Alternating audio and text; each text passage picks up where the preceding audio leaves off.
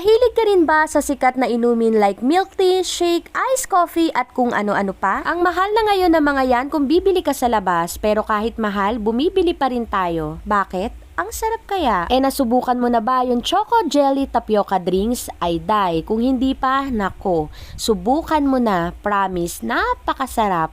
Sakto lang yung tamis at ang sarap habang umiinom ka may nakakain kang jelly at tapioca. Gusto mo rin ba? Tara, gawa tayo. Unahin na natin magpakulo ng 1,500 ml or 1.5 litro ng tubig. At once na kumukulo na, maglagay tayo ng 1 1/2 cup ng tapioca. Pagkalagay natin ng tapioca, halu-haluin lang natin para hindi magbuo-buo. At mapapansin ninyo na luto na ito pag clear na yung kulay niya. Salain natin ito at ibabad muna sa malamig na tubig hanggang di pa natin ginagamit. Bali yung 1 1/2 cup ng tapioca ay madami na pag naluto. Mga 25 to 30 minutes ko pala itong niluto. Next, sa isang kasirola, gawin naman na natin yung ating chocolate jelly. Iglagay lang tayo ng 4 cups of water at 1 sachet ng white gulaman. Haluin lang natin to hanggang sa matunaw. Next, maglagay tayo ng 2 tablespoon ng white sugar, 1/2 cup ng cocoa powder at i-mix natin ito ng mabuti. Maglagay din tayo dito ng 200 grams ng dark chocolate. Hiwain natin ito ng medyo maliliit. Kahit na anong brand po ng dark chocolate ay po pwede po. After nating mailagay yung mga ingredients para sa chocolate jelly, isalang na natin ito sa kalan at tuloy-tuloy lang tayo sa paghalo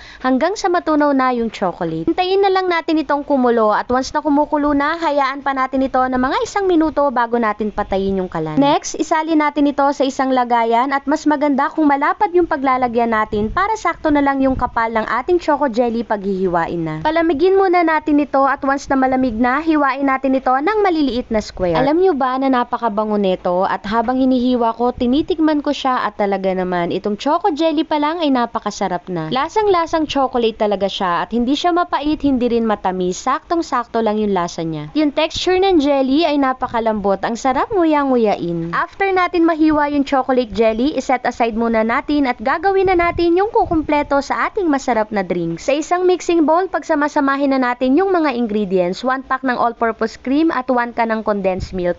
Haluin natin ito at ilagay na natin yung 4 cups ng evaporated milk. I-mix natin ito ng mabuti at ilagay na natin yung 1 tablespoon ng cocoa powder at 2 tablespoon ng white sugar.